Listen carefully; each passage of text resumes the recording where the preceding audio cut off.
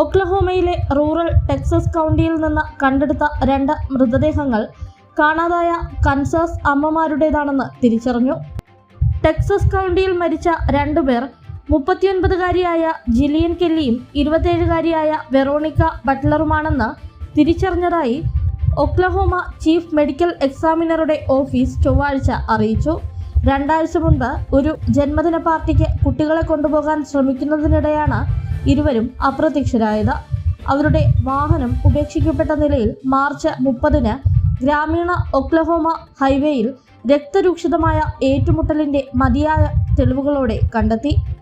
സംഭവവുമായി ബന്ധപ്പെട്ട് Tad Bert Cullum, Tifany Machel Adams, Cole Earl Twombly, Cora Twombly എന്നിവരെ കസ്റ്റഡിയിലെടുത്തതായി Oklahoma State Bureau of Investigation April 13-ന് അറിയിച്ചു.